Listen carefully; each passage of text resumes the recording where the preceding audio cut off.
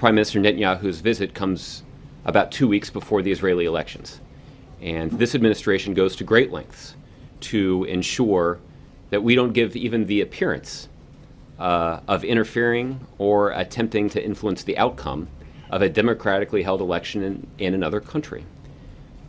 And for that reason, the president will not be meeting with Prime Minister Netanyahu when he visits the U.S. in March. The announcement recently by Israeli Prime Minister Benjamin Netanyau that he would accept an invitation to speak before Congress without first checking and advising the White House has gone from ripple to full-blown tsunami in the already shaky relationship between the PM and President Obama. Much more than politics, now becoming part of terrorists wringing their hands with glee over a potential rift between America and Israel. So let's welcome to MidPoint, hunkered down in the coming northeastern storm, yet steaming at this latest incident, I'm sure, founder of This World, the Values Network, Rabbi Shmuley Boteach joins us. Rabbi, good to see you again. Good to see you, too. I'm warm and ready for the storm. All right, well, let's keep you warm, and let's see if we can at least keep the storm going here, because it seems as if we got a full-blown one going here, at least globally, between the president and the prime minister. There are those who say that the prime minister showed, and I'm quoting, truly astonishing levels of contempt and disdain for the president for nearly his entire tenure, and he's done it again in the belief that his support in the U.S. is so strong and bipartisan, he can walk past the president. Did Benjamin Netanyahu overstep himself this time? Those words written by people who truly don't like Prime Minister Netanyahu are astonishing. Who's the one who's really shown disdain? President Obama needs to understand that Israel is the Jewish state the Jewish people experienced a genocide of monumental proportions, the worst mass slaughter in the history of the world just 70 years ago. Tomorrow is the 70th anniversary to the day of the liberation of Auschwitz in January of 1945. That prime minister has an absolute responsibility, obligation, and duty to make the case to anyone who will listen that Iran cannot possess nuclear weapons, that Iran cannot be a nuclear threshold state. And President Obama should be especially sensitive to this. We're very proud that we have an African-American president. This country has a lot of soul-searching to do about how we behave toward African-American citizens. And the Jewish people and the African-American community share a history of persecution. And why shouldn't the prime minister do everything in his power to ensure the safety of his country? Well, Rabbi, I don't think that's the point here, because, excuse me if you will, a couple minutes we have here.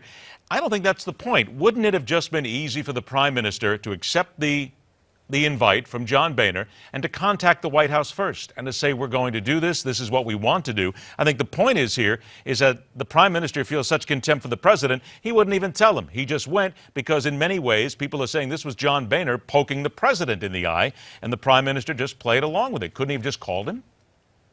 That's an issue of domestic politics between the Republican speaker and the Democratic president.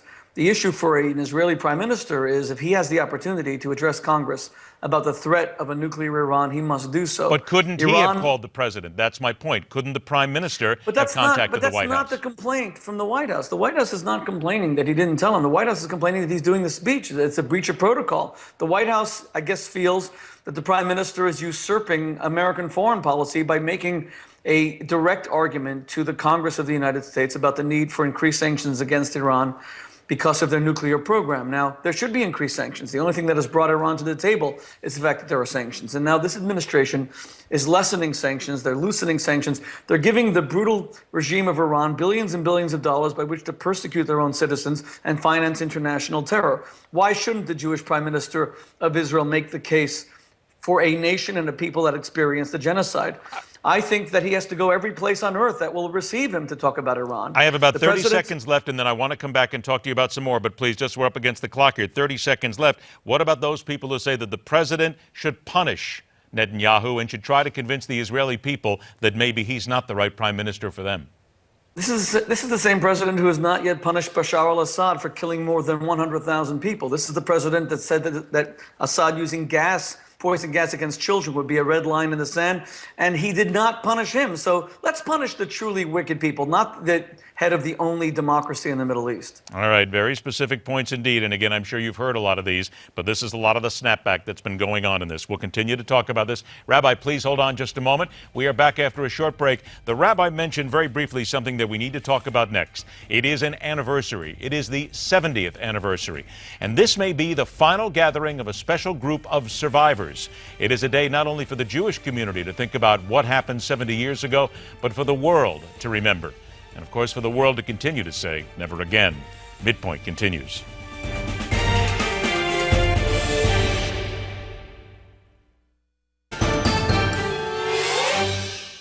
Tomorrow marks a very special day, and not only for those who are personally impacted by the event, but for the world to recall and consider if things have gotten better since that day in 1945. That and much more as we welcome back Rabbi Shmuley Boteach here on MidPoint. We talk about International Holocaust Remembrance Day on Tuesday. It is the 70th anniversary of the liberation of the camps, Rabbi, and there's a thinking process that this is going to be one of the last where many people who actually were there are going to be able to attend. The numbers have dwindled over the years.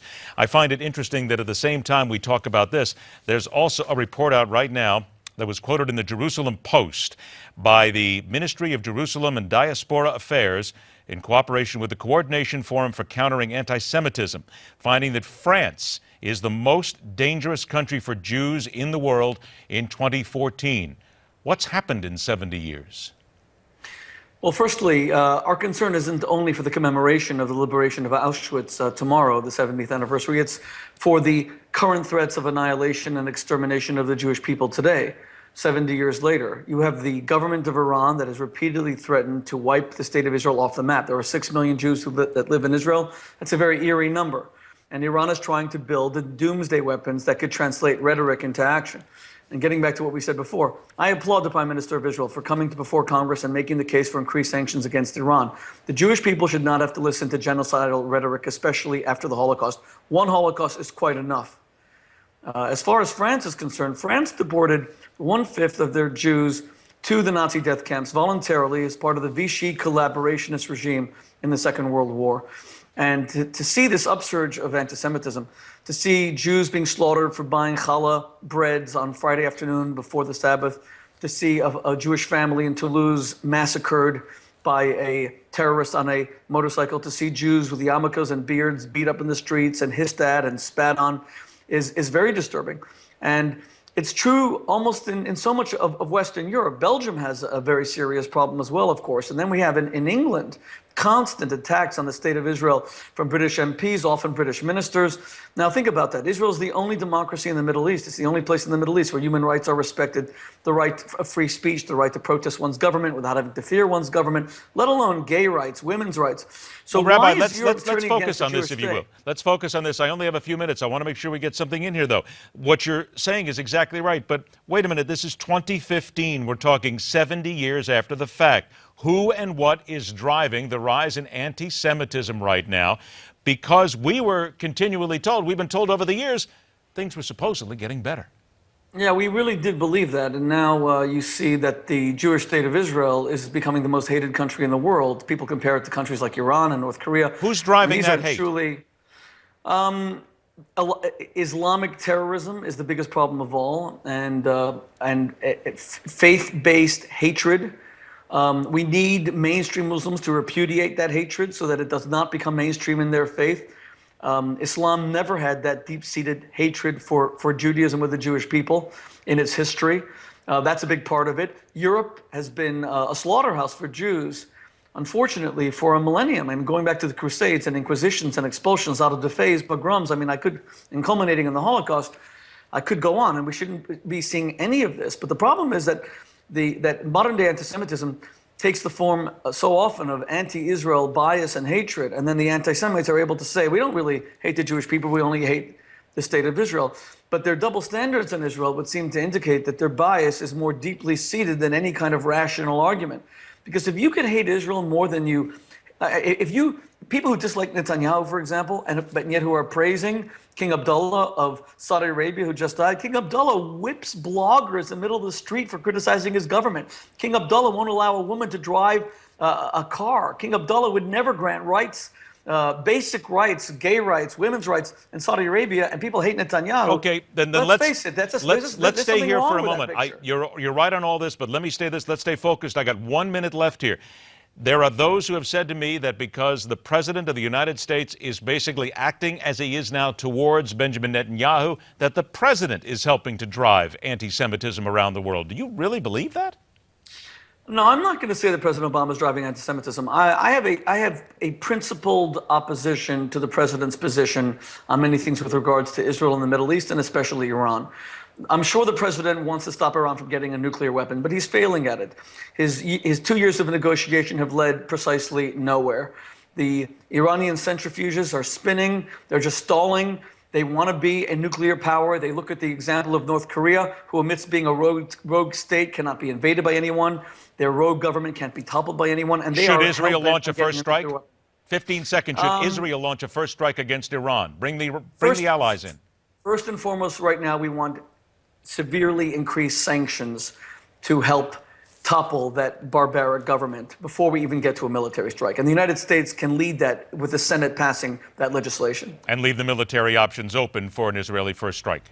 Well, that has to remain open. Even President Obama has said that for the United States, the military option is still open. Okay. Rabbi Shmuley Boteach, it is always a pleasure to have you on the show. You are always pointed in your comments. Please stay warm and break out the snowplows. Thank you very much. Thank you. Take care. Speaking of people that don't quite get this thing about hate, an overrated cable host talking about the American sniper. That and more on MidPoint.